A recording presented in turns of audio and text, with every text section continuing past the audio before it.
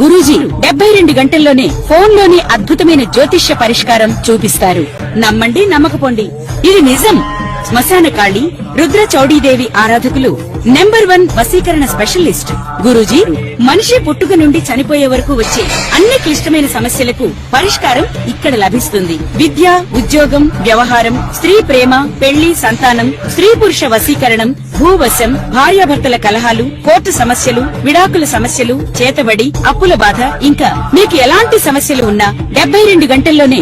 వృశ్చిక రాశి వారికి శనీశ్వరుడి యొక్క అనుగ్రహము పరిపూర్ణముగా కలగాలి, మేలు జరగాలి, జాతక రూపకముగా మేము పరిహారం పోగొట్టుకోవాలి, శనీశ్వరుడి యొక్క అనుకూలత జరగాలి అనుకునేటువంటి వాళ్లకు ఈ అమావాస్య 15వ తేదీ శనివారం నాడు సాయంకాలము ఒక రావియాకు తీసుకొని రావియాకు మీద కందిపప్పు ఒక పిరికెడు పోసి దాని మీద ఒక తొమలపాకు పెట్టి ఆ తొమలపాకు మీద మళ్ళీ నల్ల నువ్వులు పోసి దాని మీద ప్రమిద ఉంచి ఆవు నెయ్యితో దీపారాధన 3 ఒత్తులు వేసి దీపారాధన చెయ్యండి. తప్పకుండా మీకు మేలు జరుగుతుంది. ఎవరైనా అనారోగ్యముగా ఉండి ఆరోగ్యము బాగుండాలి, కుదుటపడాలి అని అనుకునేటువంటి వాళ్లకు ఇదే ప్రక్రియ మరుసటి రోజు కూడా చేస్తూ సూర్య భగవానుని నమస్కారం చేసుకోండి. అంతేకాకుండా ఎర్రటి వస్త్రం అక్కడ పెట్టి ఆ మరుసటి రోజు దానము చెయ్యండి. తప్పకుండా మీకు మేలు జరుగుతుంది. జయోస్తు. శ్రీ మహాగణాధిపతయే నమః. ఐం మహాసరస్వత్యే నమః. శ్రీ లలితాంబికాదేవియే నమః. ద్వాదశ రాసుల వాళ్లకు ఈ మే నెలలో అత్యంత అద్భుతమైనటువంటి ఒక కీలకమైనటువంటి రోజు రాబోతూ ఉన్నది. ఎందుకంటే మీ జాతకాలలో శనీశ్వరుడి యొక్క ప్రభావము ఎలా ఉండబోతూ ఉన్నది, శని భగవానుడి యొక్క అనుగ్రహము ఎలా పొందాలి, ఎలా మేలు చేసుకుంటే మీ అందరికీ కూడా జాతకాల్లో ఉన్నతమైనటువంటి దిశకు వెళ్ళగలుగుతారు అనేటువంటి దానికి శనీశ్వరుడి యొక్క జన్మ తిథి, జన్మ రోజు అనేటువంటిది, అంటే పుట్టినరోజు, అంటే సహజంగా జయంతి, శని జయంతి అనేటువంటిది ఒకటి ఉన్నది. ఎప్పుడు అంటే శాస్త్రములో ఏమి చెప్పింది అంటే వైశాఖ బహుళ అమావాస్య అనేటువంటిది చెప్పినది. శనివారము నాడు అమావాస్య రోజు పుట్టాడు అనేది తెలుస్తూ ఉన్నది. ఆ అమావాస్య నిజంగా శనివారము ఈ మే 15, 16వ తారీఖు కూడా ఉన్నది. 15వ తేదీ ఉదయాననే సూర్యుడు ఉదయించేటువంటి దానికంటే ముందే అమావాస్య వచ్చినది. తర్వాత కూడా 16వ తేదీ మధ్యాహ్నము దాకా కూడా ఉన్నది. మనకు శాస్త్రము ఏమి చెప్పింది, సూర్యుడు ఉదయించినప్పుడు ఏ తిథి అయితే ఉన్నదో అదే తిథే ఆ రోజంతా కూడా చెప్పుకోవాలి అని చెబుతూ ఉన్నది.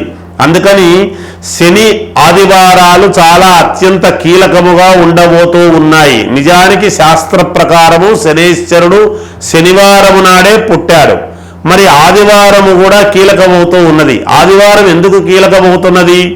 ఆదివారానికి సూర్యుడు ఆధిపత్యం. మరి శనీశ్వరుడు ఎవరు?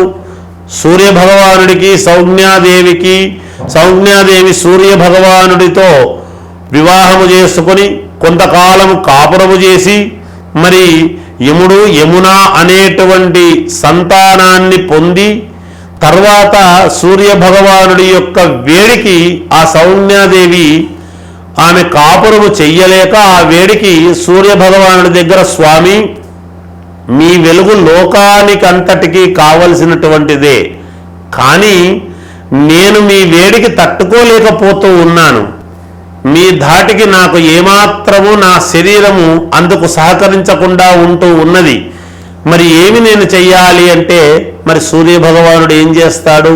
ఆయన జన్మతః ఆయన వేడి అటువంటిది, ఆయన తీక్షణత అటువంటిది. అగ్నిగోళములాగా భగభగ మండుతూ ఉంటాడు సూర్య భగవానుడు. మరి అటువంటి ఆయన్ను ఆమె పరమేశ్వరుడి గురించి ఒక తపస్సు చేసి ఆ తపశ్శక్తితో ఆమె ఏమి చేసింది? తనలాంటి ఒక ఛాయను అంటే నీడను ఆమె సృష్టించి తనలాగే ఉండేట్టుగా చేసుకొని ఆమెను ఛాయాదేవిగా పెట్టి సూర్యభగవానుడి దగ్గరికి పంపించింది అని మనకు శాస్త్రము చెబుతూ ఉన్నది. ఆ ఛాయాదేవికి అలాగే ఉండేటువంటి దాని వలన సూర్యభగవానుడు ఈమె తన భార్య కాదు అని ఏమాత్రము అనుకోకుండా, కనుక్కోలేకుండా ఆమెతో కాపురము చేసి శనైశ్వరుణ్ణి కనడము జరిగినది. ఆమె ఛాయాదేవి. ఛాయ అంటే నీడ అనేటువంటిది అందరికీ తెలుసు. నీడ ఎప్పుడూ నల్లగానే ఉంటుంది. అందుకనే శనైశ్వరుడు నల్లగా ఉండటానికి గల కారణం అనేటువంటిది మనకు తెలుస్తూ ఉన్నది. ఆ విధముగా సూర్యభగవానుడి యొక్క అనుగ్రహము మనకు కలగబోతూ ఉన్నది. ఆదివారము ఉన్నది, అమావాస్య, అలాగే శనివారము నాడు ఉన్నది. మరి ఎవరెవరి జాతకాలలో శనైశ్వరుడు ఎక్కడ ఉన్నాడు, ఏమిటి, ఏ రాశి వాళ్లకు ఎలా ఉన్నాడు, మరి ఏ లగ్నములో పుట్టినటువంటి వాళ్లకు శనైశ్వరుడి యొక్క బలం కలగాలి అంటే మరి శనైశ్వరుడు పుట్టినరోజు మనం ఏమి చేస్తే మనకు మేలు జరుగుతుంది. అలాగే సూర్య భగవానుడి వల్ల దేహపీడాకారకుడైనటువంటి శనైశ్వరుడి యొక్క తాపము తగ్గాలి అంటే సూర్య భగవానుడికి మనం ఏం చేసుకోవాలి? తండ్రికి ఆరోగ్యం భాస్కరాది చేత్తన్నాడు. మరి ఆరోగ్యాన్ని బాగా చూసుకోవటానికి మరి అనారోగ్యముతో ఉండేటువంటి వాళ్లకు మరి ఆదివారం రోజు కానీ శనివారం రోజు కానీ మనం ఏమి ప్రాయశ్చిత్తము చేసుకుంటే మన జీవితాలు మారబోతూ ఉన్నాయి. ఏలనాటి శని ప్రభావం ఉన్న వాళ్ళకు కానీ, అర్ధాష్టమ శని ప్రభావము ఉండేటువంటి వాళ్లకు కానీ, అలాగే శని మహాదశ అని నడుస్తూ ఉంటుంది చాలామందికి. శని మహాదశలో శనివారము నాడు మనము చేసుకునేటువంటి అమావాస్య శనివారము, ఈ చైత్రమాసం, ఈ వైశాఖ మాసము చేసుకుంటూ ఉండేటువంటి ఇదిలో మరి మనకు ఎటువంటి యోగము, మేలు, ఉన్నతమైనటువంటి స్థితిగతులు కలుగుతాయి అనేది ఇక్కడ తెలుస్తూ ఉన్నది. చాలామందికి మనకేమి తెలుసు అంటే శని భగవానుడి యొక్క ఇది జరుగుతూ ఉంది అంటే అబ్బా చాలా కష్టపెడుతున్నాడు అని తెలుస్తుంది మనకు. ఆ కష్టములోనే ఉన్నతత్వం అనేటువంటిది ఇస్తాడు భగవంతుడు.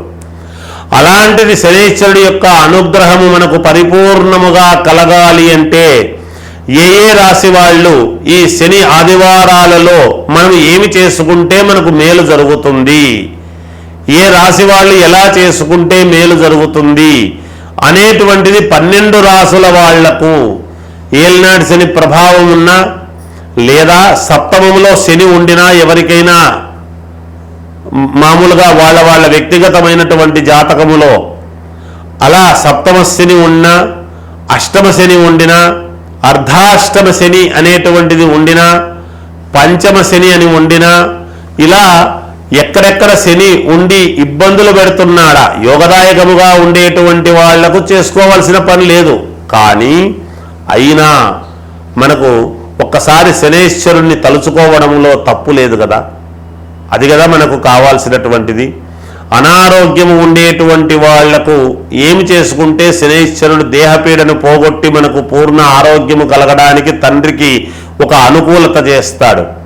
ఎక్కడైనా కొడుకు మాట తండ్రి వినటం అనేటువంటిది ఉంటుంది. తండ్రి మాట కొడుకు వినడం అనేటువంటిది అది ఒక రకం. కానీ ఇక్కడ శనైశ్వరుడి యొక్క ప్రభావము ఏముంటుంది అంటే తండ్రిని హస్తంగత్వము చేసుకోగలిగినటువంటి స్థాయి శనైశ్వరుడిది. కాబట్టి అక్కడ ఉన్నటువంటి స్థానాలు ఏవి చాలా కీలకముగా ఉంటాయి. అందరి జాతకాలు ఒకే రకముగా ఉండవు. రాసులు ఒకటే అయినంత మాత్రాన లగ్నాలు వేరై ఉంటాయి. ఎవరెవరు ఏ ఏ లగ్నములో పుట్టి ఆ లగ్నానికి శనైశ్వరుడు ఎక్కడున్నాడు, ఏ కోణాన్ని చూస్తూ ఉన్నాడు, ఏ ఏ గ్రహాలు శని ప్రభావము చేత క్షీణింపబడుతున్నాయి, ఏ గ్రహాలు ఉచ్చస్థితిలో ఉండబోతూ ఉన్నాయి అనేటువంటిది చాలా ప్రామాణికమవుతూ ఉన్నది. అటువంటి వాళ్ళు మీకు కావాల్సినటువంటి వాళ్ళ దగ్గర ఒక్కసారి చూపించుకొని ఈ అవకాశాన్ని, ఈ శనైశ్వరుడి యొక్క పుట్టుక ఏనాడైతే జరిగిందో ఆ శనివారం నాడు అమావాస్య వచ్చింది కాబట్టి ఆ రోజు మీరు గనక పరిహారము చేసుకున్నారు అంటే మీ జాతకములో ఉండేటువంటి సకల దోషాలు హరించుకొని పోవటానికి చాలా మూలము, ప్రాముఖ్యత, ఉపయోగము మీ జీవితము ఉన్నట్టుండి ఒక వెలుగు రావటము, అద్భుతమైనటువంటి యోగాన్ని అందుకోవటము ఇస్తే శనైశ్వరుడు ఆకాశానికి తీసుకువెళతాడు లేదా పాతాళ లోకానికి తొక్కేస్తాడు అని ఉన్నది. అందువలన ఈ శనైశ్వరుడి యొక్క అనుగ్రహము అందరూ పొందుదురుగాక.